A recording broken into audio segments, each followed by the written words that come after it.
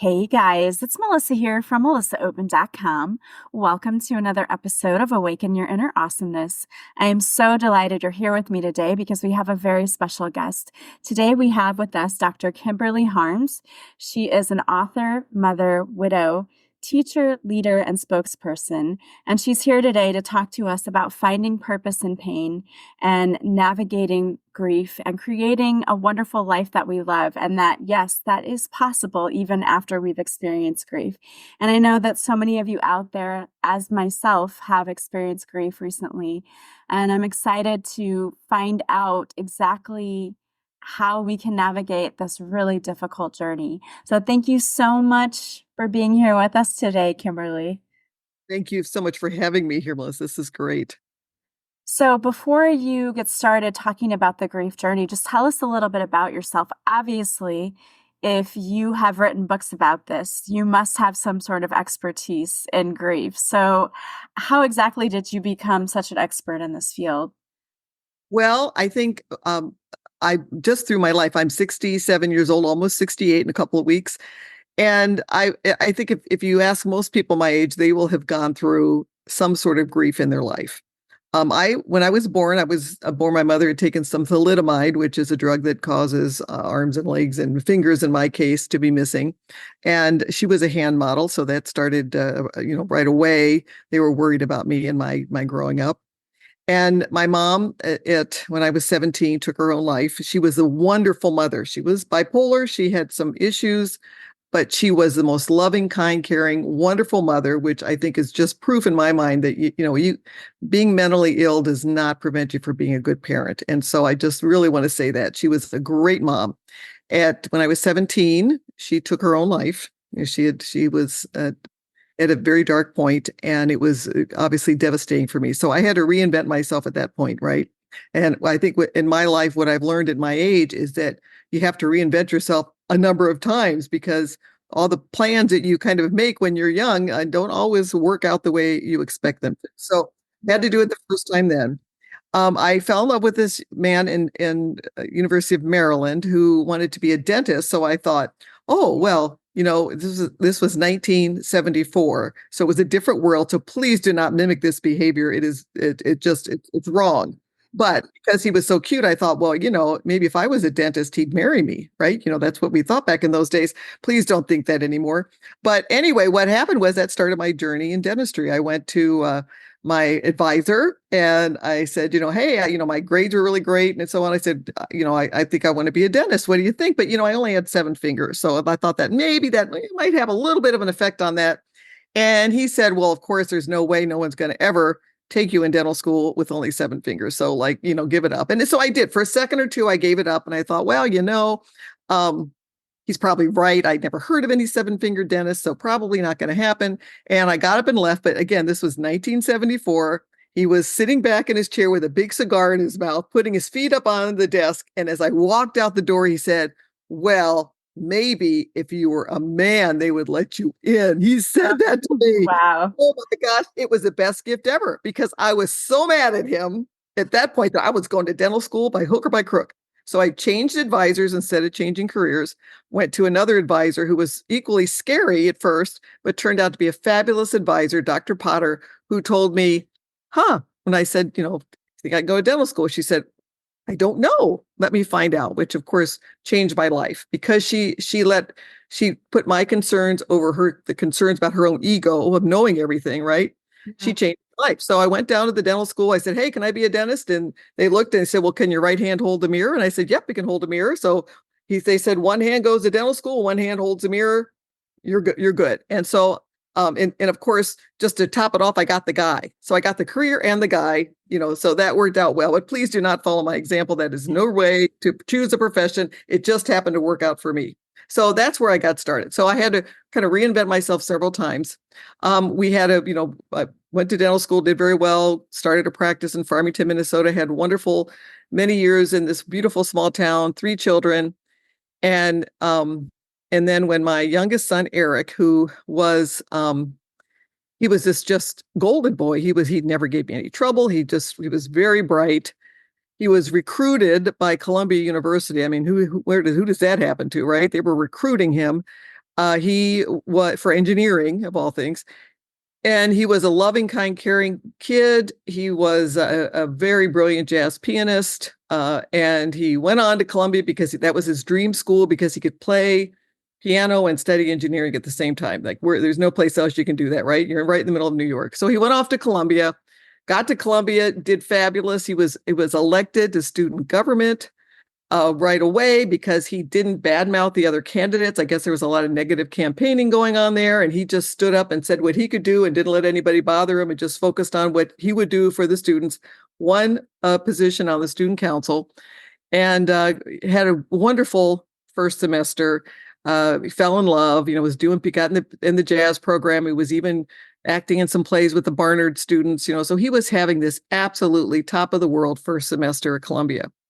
And he came home for Christmas and was so happy. And it was just wonderful for us to see. He even made the dean's list in engineering. I mean, you just can't write this stuff. It just doesn't happen. And he went off to his second semester. And about 2 weeks in, his girlfriend broke up with him.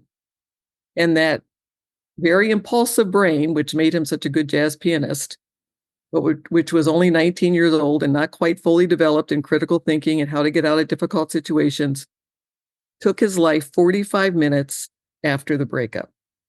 Wow. And it was just crazy. It shouldn't have happened. So many things could have happened, could have prevented that. Yet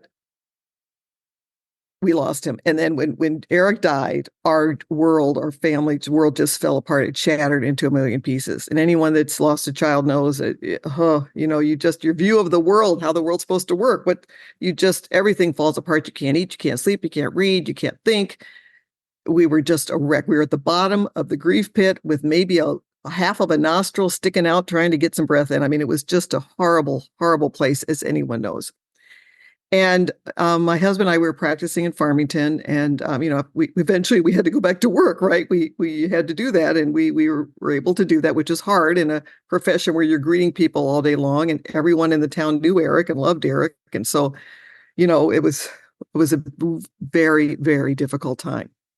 But something happened to me early on, after going back to work, that was a huge benefit, and that is another grief pit dweller was there. It happened to be the cousin of my husband. And I walked out of the door one day after work, and he was talking with my husband. They were having a deep discussion, and he came over to me, almost kind of ran, and he was wagging his finger at me. I'm in the zombie stage. I'm a grieving mother. I can hardly breathe. And he wagged his finger at me, and he said, "Don't you ever let your remaining children feel that they are not enough." And it hit me like a lightning bolt. Like, you're judging my grief. What are you doing? And then it hit me. He had lost his brother at about the same age, at about 19. And like many, many cases, and what may have even happened to us, is that he lost his parents at the same time because they were so profoundly grieving. They were at the bottom of that pit, just like me, with one nostril sticking up, and they couldn't get out. So he essentially lost his parents when he lost his brother. And it hit me like a ton of bricks. And I looked at my husband, who had just had a liver transplant for liver cancer like 6 months before. So he was struggling with other things as well. And then I looked at my daughters, my remaining daughter, one of whom, the youngest, was in law school. And of course, when you're grieving, you can't read, you can't think, you can't process. So I mean, what a terrible place to be when you're trying to grieve. And I realized at that point, I had to fight and kick and scrape and scream my way out of that pit.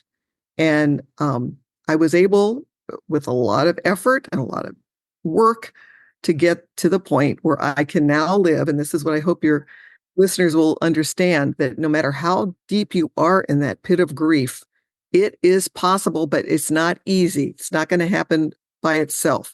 It is possible to get to a point where you can have joy in your life again, and you can live your life looking clearly at your life without that shroud. Because when you're living in grief, anyone who's been there knows you're living with this shroud around you that, you see the world, but it's very hazy. You can eliminate that shroud. You can learn to live with joy again, with the memory, and you keep your memory of the people that you lost with you at all times, but in a safe spot. and you can live your life with joy. And it's been it took a while, took years. I wish I could say I wanted to like just say, well, I just want to go to sleep like Rip Van Winkle and wake up in 20 years and be better, right? But you can't. You have to process the grief. You have to process it. I wish we didn't have to, but you do. And I was able to come out of it. And I think that, and my husband, when he passed away a few years later, a few just years ago, actually, really, I think from a broken heart, his heart was great before his liver transplant because they don't give you a liver if your heart's bad. Yeah. And a year after Eric died, he was suffering with he needed a quadruple bypass and a valve replaced, and eventually died of congestive heart disease, which I believe is untreated depression. I think that I was treated. Now I do suffer from depression. Obviously, my mother took her life. My son took his life. Brother and sister were both hospitalized. Um, so I'm treated for depression, but I'm treated well, and I'm out of that pit. And I just want people to know it's possible. It's hard, but it's possible to be there, because you feel like when you're in the bottom of the pit, you're never going to get out. You're going to be there forever, and it's a horrible place to be. So I really want to just your listeners to just know you got to fight and keep fighting, and you're going to fall down again, but just keep fighting to get back up, because you can get there. It is possible. Yeah, I love that message that you're sending to people. And, you talk about, losing a loved one to suicide is just that much more difficult. And you try to make sense of it and you try to reason with it. But I remember after my ex-husband committed suicide, we went to a grief counseling group. And one of the things they said really resonated with me and it made sense. And they said, mental illness is a disease. And it's like cancer. Some people heal from cancer and some people die from it. It's the same thing with mental illness, but we don't punish people who had cancer, So I think people who maybe struggle with, but, my loved one committed suicide, I always try to give that message out there. I don't personally believe that there's a hell like we are taught to believe in it, in traditional religion. And I feel like it's just like illness. Like if someone died and they had cancer and they go to the other side, they're healed of the cancer, same thing. So I know that this had to be a really, really hard journey for you. And I commend you for helping other people try to get to the other side, because it's not an easy thing. And I've watched, a family member after losing my mom grieve in a completely unhealthy way, and almost self-destruct. And that is equally tough to watch. So how do you, because I'm sure you had to help your children through that as well.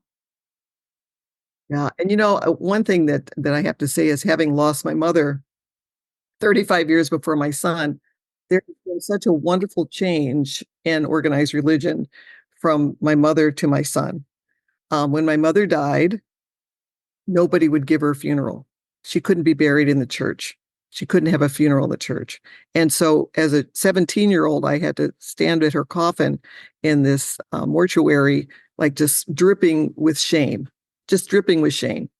It was terrible. And she was the most loving, kind person you would ever imagine, and a very, very godly one. When my son died, now we were Baptists, and he went to a Catholic school. He was in Columbia. He wasn't even at school anymore. He went to St. Thomas Academy. He wasn't at school anymore yet. For his funeral, first of all, they had a funeral, and it was enormous. There were thousands of people there. At his funeral, St. Thomas Academy, a Catholic boys' school, sent buses of boys in their dressed uniforms, it's kind of military academy, in their dressed uniform, buses of Catholic boys in their dressed uniforms over to a Baptist church. He sent the orchestra over because he was a band leader, sent the orchestra over. And that church was full of these young men who we could give a message to of, don't do this, look at the result. He didn't know what he was doing, but now you do know what he was doing. So don't ever do this. We were able to give a message. And they, one of the best gifts we ever had was when they were taking Eric's coffin down the aisle, the boys, hundreds of boys in their dressed uniforms, stood up and saluted his coffin. I get goosebumps even talking about it, with tears in their eyes as we were walking down with his coffin. So that and one of the Catholic priests that used to work with Eric used to call him the dancing bear, and I happened to run into him, and he was dying. He was on oxygen. He was dying of cancer. And he said, he knows where he is. He's not, he goes, I can't wait to see him. I'm going to see him soon. So that idea, which made it so much more difficult for survivors who have a faith in something beyond this life, to feel that their loved ones were excluded now, from that because of this act, that's change. And so I'm so glad to see that, because when Eric died, I was also grieving my mother's death, and all of the things that went with that. And it was such a gift to me as a survivor from St. Thomas Academy, from this Catholic school and the people there, and also from our Baptist church.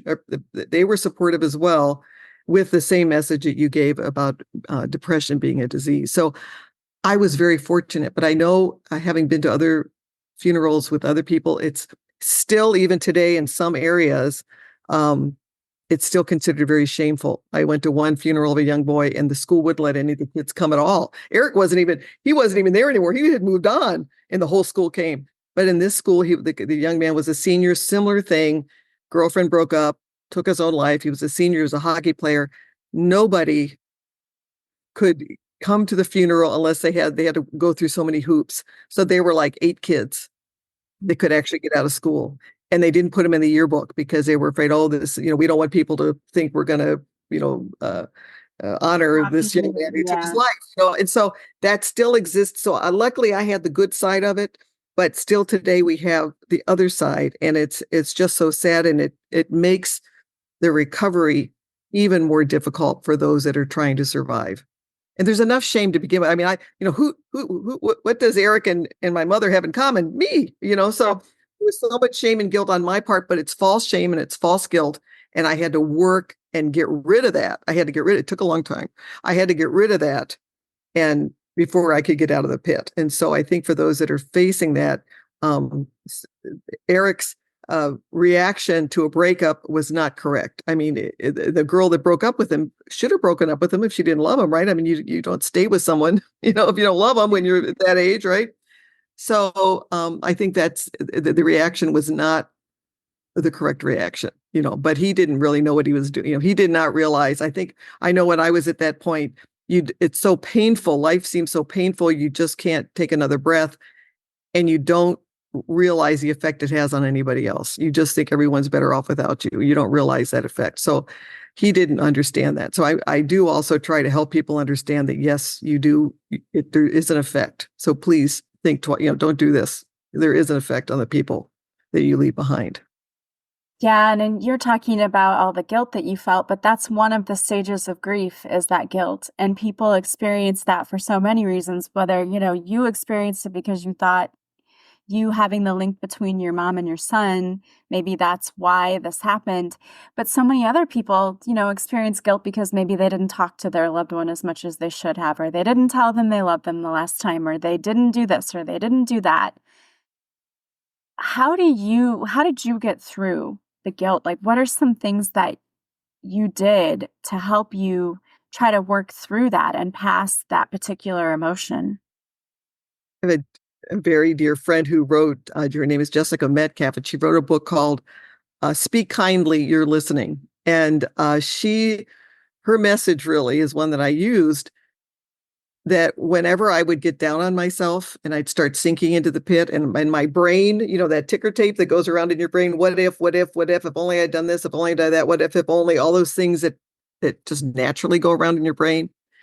She said, speak to yourself like you would speak to someone that you loved. If your child was going through this, what would you tell your child about that? Would you say, yeah, you're the one, it's your fault? I mean, of course not.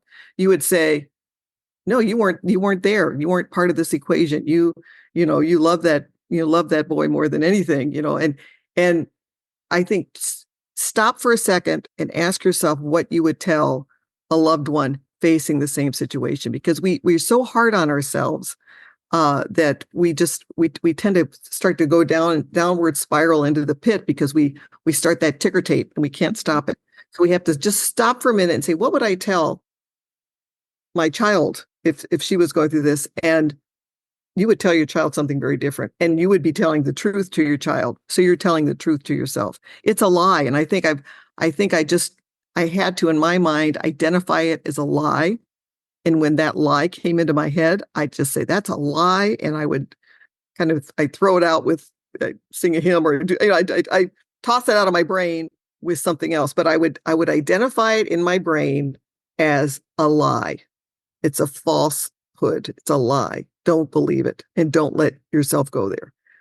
That's what I had to do. But I think also one of the best pieces of advice is to speak kindly to yourself, as you would somebody else.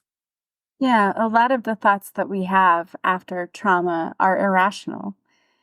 We think that there's something we could have done, should have done, we, as you said, beat ourselves up so much, but we put ourselves in our own mental prison because we are holding ourselves to these high standards. And when we sit down, if we realize, like I talk about this in my book too, that after my mom died, she had cancer, we were looking up every way, every natural alternative that, we could.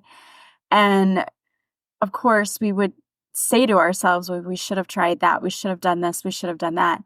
And I had to actually sit down and say to myself, okay, what am I telling myself? I'm telling myself I didn't do enough. But if I sit down and make a list of all the things that we did try, you can see the evidence that we were trying really, really hard. We're not super people. We can only do what we can do. And you have to look at that reality and say, okay, I'm telling myself that I didn't do enough. But if I look at the reality and I see all the things I've written down that we did to try to help her, it just shows that that's an irrational thought. That's a lie that I keep telling myself, that I'm torturing myself with. And I think that that's a really good exercise for people to do. And talking kindly to yourself too. I mean, that's so important. Absolutely. And one of the things that I write about in my book, Are You Ready? How to Build a Legacy to Die For, is now that I'm by myself. Okay, my husband's dead. My whole family, they tend to, their expiration date tends to be around 56 or so. And so I'm 68. So I've got, so in my mind, it's like, oh, I've got some bonus years here.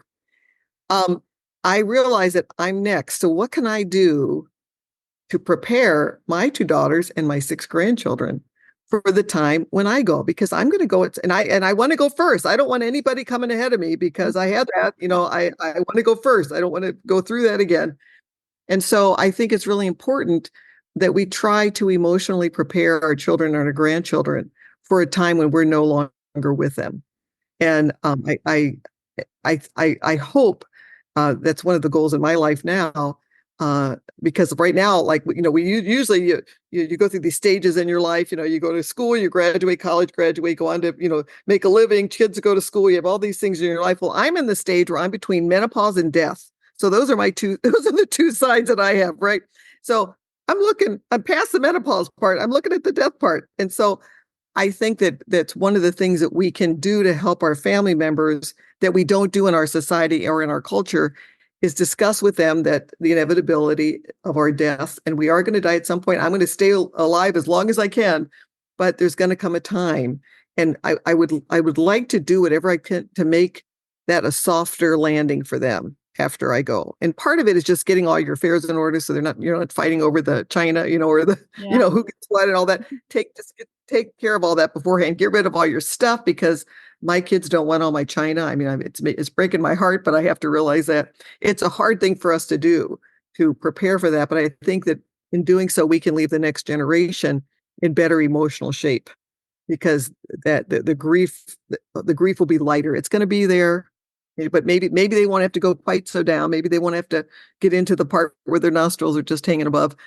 But I would like to do what we can now to make it easier for our children and our grandchildren to come to terms that death is part of life, and it's inevitable. It's going to happen, and I think that might, I'm hoping that it'll make it easier for my kids, because having gone through, the deaths that I've been through, I've learned a lot, and so I'm hoping I can do that. Give that gift to my children of a softer landing when I go.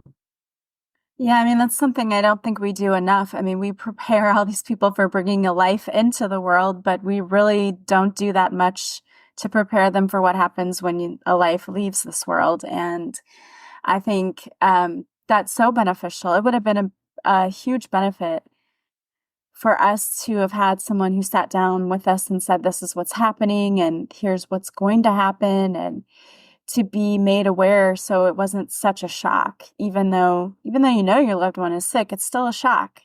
And the way that it ended up was still a shock for us because she was getting better, and then all of a sudden the bottom just fell out, and it was after having the last chemo that she had because her body just didn't react well to it, and things can just change in the blink of an eye. So having, I know they have death doulas.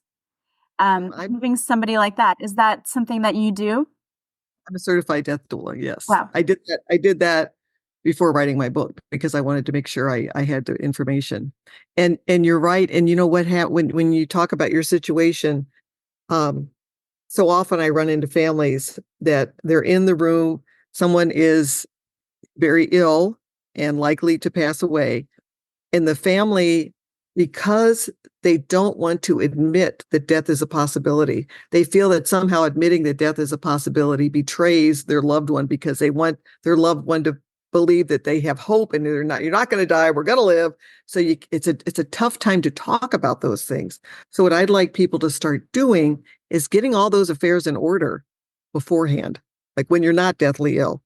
And then when if the time were to come, for instance, I have my legacy book all written, everything my kids are going to need in one binder, including the titles to my car and all those documents, my social security card, all that stuff is in one binder. So when I go, they know where the binder is. They just open the binder and everything is there. They don't have to go through all my drawers. They don't have to, try to search for things while they're grieving my loss. They can just grieve my loss and then everything else should be a lot easier.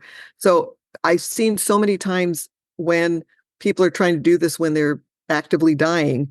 And I just think it's easier to do it while we're actively living and we live beyond that. And of course, sometimes we have a sudden death. My family tends to die of a sudden heart attack. So, with no warning. So if that were to happen, I'm ready. And that's kind of the title of my book. I'm ready, get ready. So that when that time comes, it's a gift to your children and you're saying to your children, I'm going to die sometime. So at that point, here's your book. It's going to happen. Here's your book. And then I have letters to them that they'll open up after I'm gone that just remind them how much I love them, kind of speaking beyond the grave. And I've got some letters for like my grandchildren, if they were to get married, there's a letter for the wedding day. If they were to have a child, there's a letter for that. When they graduate from high school, which I hope they all do, there's a letter for that. So I'm trying to really encourage all of us to live our lives with our legacy in mind. So often in our culture, we live our lives kind of what can the world do for us? I want a big car, and I want to do this, and I want to do that. I want to, that's what our culture tells us. Whereas where you get true happiness, if you look at there's a Harvard happiness study. I don't know if you've ever heard of that, but it's No.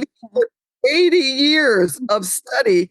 And they found out what we all really knew, but it's great to have a study from Harvard for 80 years. It just reinforces that it's our relationships that make us happy. And it's not the stuff. And besides that, when you're my age, the stuff is a burden because you got to get rid of it because your kids don't want it. So it's not the stuff. The stuff is worthless. It's the relationships you have. And so if you live with that legacy in mind that I want to build relationships, I want to make life better for the next generation that comes along, there's so much joy and so much happiness that comes from that. It's just unbelievable. And then you pass that joy and happiness on to other people because you're joyful. That's why, I could have stayed in that pit and drowned in there because that's probably where I was headed if my nephew hadn't intervened. But living outside the pit is wonderful. And I would love if my children could all stay out of the pit as much as possible. You'll go there. We all go there during periods of our lives. I hope their days are short. What are some of the things that you did that helped to bring joy back into your life again? Well, a year after I lost my son, so I was still in the grieving pit, and I was the primary breadwinner of the family at the time. My husband worked 2 days a week because he was still recovering, and I worked full time as a dentist.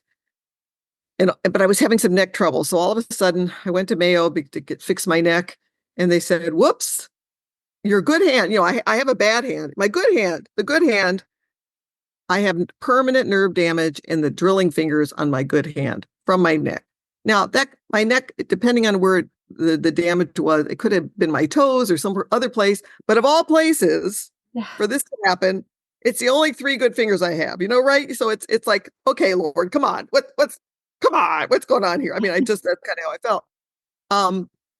And so after that happened, I went from working full time to not working again. And I was a breadwinner. So that was another reinventing of myself, trying to figure, okay, what do I do now? Right. So I decided I was going to become a grief counselor. And I went through grief counselor training, and I learned something was called Worden's 4 tasks of mourning. You hear about the Kubler-Ross, the stages of grief, and Worden's 4 tasks of mourning. I clung to that because it was tasks, and I like tasks because that means you have to work at it. It doesn't just happen. I just love the way he worded that.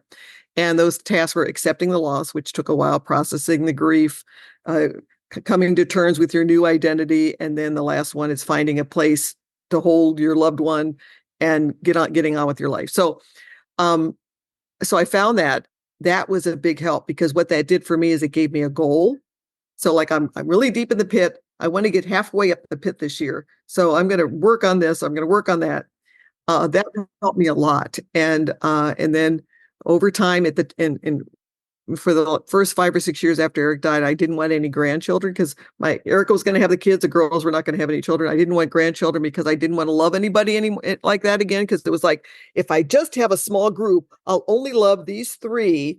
And then if something happens to them, there's less likelihood. The bigger the number gets, the more likely something, it's crazy talk in your head. It's just crazy talk. But that's how, I was in that crazy land. And then my daughters got married, and my daughters, who were not going to have children, by the way, now have 6 between them. So thank you, children. And the first ones were a set of twins. We went from no grandchildren to twins right away. And I think that embracing, new life was helpful. And not everybody has grandchildren, but it's a help to embrace them if your relationships are good.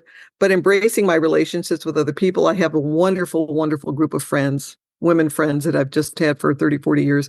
I have a wonderful support group. Our church is a big support group. I have book club. I have other support groups. And I just kept focusing on moving up into the pit with joy at the top. And I just visualized, okay, I'm moving up. I'm not there yet, and I had to fake it for a while. I had to kind of smile as much as I could. And eventually that internal heart, my heart just started lightening and lightening and lightening. I wish I could say it just took a couple of weeks. It was years. Probably, I think maybe the first year I don't remember. The next few years, I think I was working my way out of the pit. Maybe I got about most of the way out by about the 5th year. And by the 10th year, I was completely out. But so it took 10 years to really get out, where I could truthfully say that I could speak to you without that downer shroud coming up. So and I think that's the important thing for people to remember, is that you need to have patience with yourself through this process, because there's no time limit that says you're going to feel better by any certain amount of time. Then don't put expectations on yourself. And I don't think others should put expectations on people who are grieving, because everyone is different and everyone's process is different. Really just have grace with yourself and patience with yourself throughout this journey. Absolutely. And I had a woman, one of our employees in our dental office, had lost her son the same way, the one who no one showed up at the funeral. It was my dental hygienist. And I remember maybe a year or 2 after she lost her son, because she lost her son before I lost my son. I remember about a year or so, and she would do her best. She came in, she was wonderful. I love this woman. She would do her best, but you could tell, that the shroud was still there. And I remember even me with I'd been through a lot even then, thinking, well, I wonder when she's going to get over it. I wonder when I wonder if she's going to get back to normal. I mean, I thought that myself. Shame on me. I thought that myself. And then it happened to me, So I think we really do need to remember not ever to judge anybody else's grief, and to understand that there are some people like my husband's cousin's parents who can never find their way out. It's going to happen to some people. Don't judge them. Just be gracious to them and do your best. Just all we can do is what we can do for us, right? Just do your best to get out, but don't judge anybody else or expect that they should be out or there's a time limitation or, because it doesn't work that way. Yeah, it's really hard because sometimes you just have to love people where they are, and that a lot of times they're not in a good place. But there's not really anything that you can personally do because if someone's not ready to process their grief, it's not going to happen. They have to be ready to take those steps. You just have to love them, sit Yeah. with them, love them, be there for them. You can't do Well, thank you so much for sharing your story. I mean, you've been through so much, but I love that you're sharing your journey to help others heal. Um, I know you have a book that you've had several, I think, books that you've had written out. Um, so tell us a little bit about your work. Like, what are you doing now? How are you helping people? And how can people find you? One of the ways through grief is you have to reinvent yourself. Like, so if suddenly you're not a mother anymore, I'm not a practicing dentist anymore. I had to figure out something else. So we're constantly reinventing yourself. And one of the things that I had to learn when my husband died is, to reinvent myself alone, that I'm enough alone. And it's, as anyone would attest, when you come home and you are alone now, like permanently, it takes a lot of getting used to. So at that point in time, I realized that I needed to focus on what can I do now as I'm moving towards, death, but hopefully a few years out, but I'm in my fourth quarter, just, I can do the math, right? Yeah. And I started writing it down in a book and I did a lot of research for about 18 months. And I wrote a book called Are You Ready? How to Build a Legacy to Die For.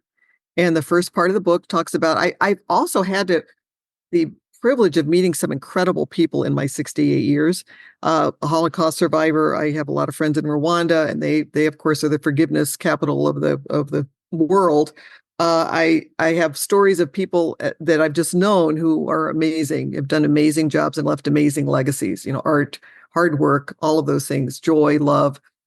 And so the first part of the book just talks about all these different legacies you can leave for your family. Second part talks about death and dying. That's where my death doula training came in.